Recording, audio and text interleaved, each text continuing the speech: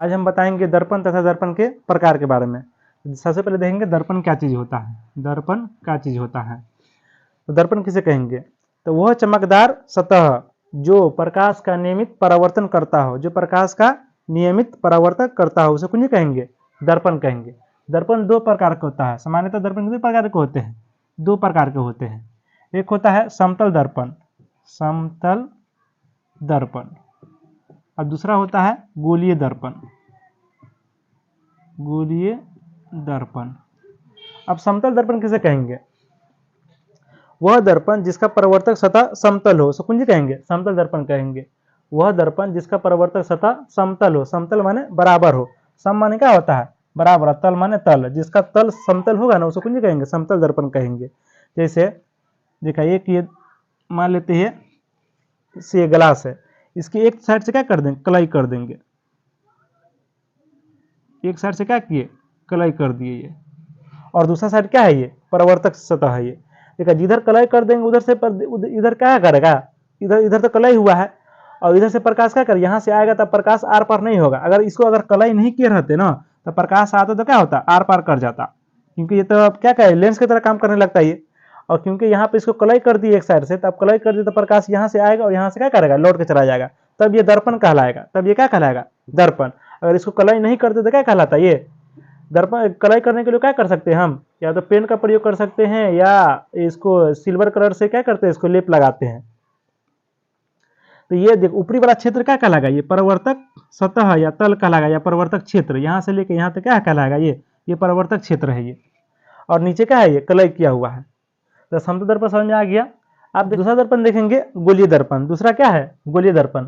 तो गोलीय दर्पण किसे कहेंगे, वह दर्पण जिसका परावर्तक सतह गोलीय हो, अर्थात उभरा हुआ हो या धंसा हुआ हो, उसे कुंज कहेंगे, गोलीय दर्पण कहेंगे।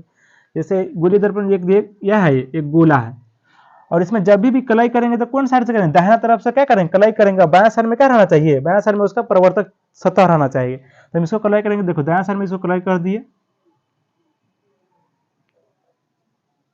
तो इसका जो परावर्तक सतह है क्या है, ये धंसा हुआ, अंदर की तरफ धंसा हुआ है ना ये, तो ये कौन सा दर्पण कहलाएगा, ये गोलीय दर्पण है ये। ये देखा, इसका देखो यहाँ पे, इसको अगर अंदर से जब भी कलाई करेंगे तो दायां साइड से कलाई करेंगे,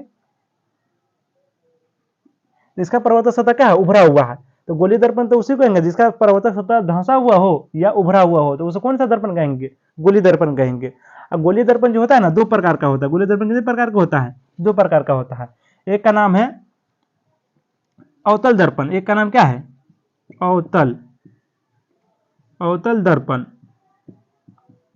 और दूसरा का नाम है उत्तल दर्पण, उत्तल दर्पण, उत्तल दर्पण। अब देखो, अवतल दर्पण किसे कहेंगे और उत्तल दर्पण किसे कहेंगे, तो इसी से पता चल जाएगा। देखा, वह दर्पण जिसका परावर्तक सतह क्या हो, धंसा हुआ हो, जिसका परावर्तक सतह अंदर की तरफ धंसा हुआ, कौन सा दर्पण कहलाएगा, वो अवतल दर्पण कहलाएगा। और उत्तल दर्पण किसे कहेंगे, वह दर्पण जिसका परावर्तक, देखा ये भी तो गोलीय दर्पण का ही प्रकार है ना। देखा, गोलीय दर्पण, देखा वह गोलीय दर्पण जिसका परावर्तक सतह धंसा हुआ हो, वह गोलीय दर्पण जिसका परावर्तक सतह धंसा होगा, वो कौन सा दर्पण कहलाएगा, अवतल दर्पण।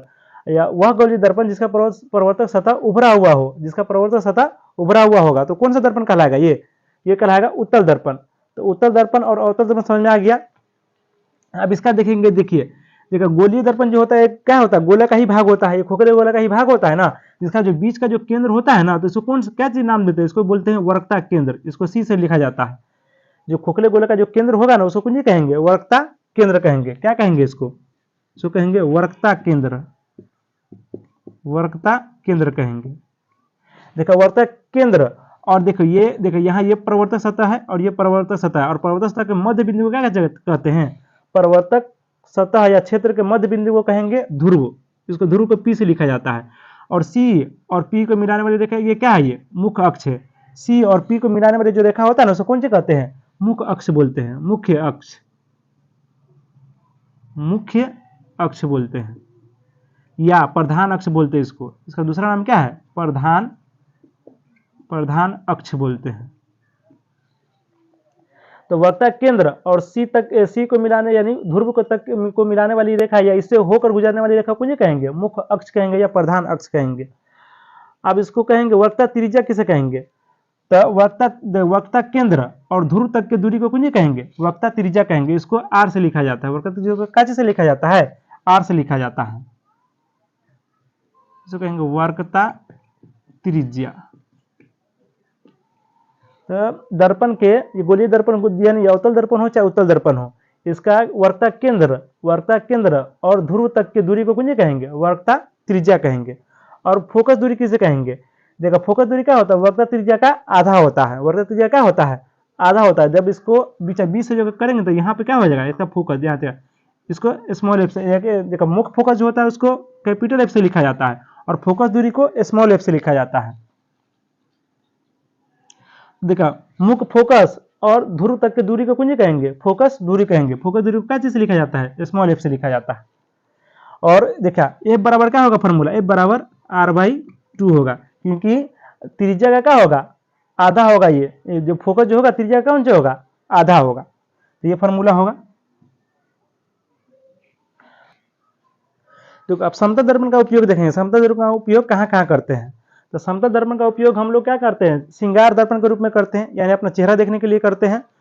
और समतल दर्पण का दूसरा उपयोग देखते हैं, यानी एक वस्तु का एक से अधिक प्रतिबिंब प्राप्त करने के लिए क्या करते हैं? समतल दर्पण का भी प्रयोग करते हैं। तीसरा नंबर उपयोग कहाँ करते हैं? पनडुब्बियों में बाहर के वस्तु को देखने के लिए किया जाता है। आप देखेंगे अवतल दर्पण का उपयोग कहाँ किया जाता है? अवतल दर्पण का उपयोग कहाँ किया जाता है? अवतल दर्पण का उपयोग आप देखेंगे अवतल दर्पण का उपयोग कहाँ कहाँ किया जाता है? तो अवतल दर्पण का उपयोग गाड़ी की हेडलाइट में किया जाता है। जो गाड़ी का जो आगे वाला शीशा होता है, जो रात के समय जो लाइट देता है ना, उसका जो हेडलाइट रहता है ना, उसमें कौन सा दर्पण का प्रयोग किया जाता है? अवतल दर्पण का प्रयोग किया जाता है। दूसरा अवतल दर्पण का उपयोग और कहाँ किया करते हैं?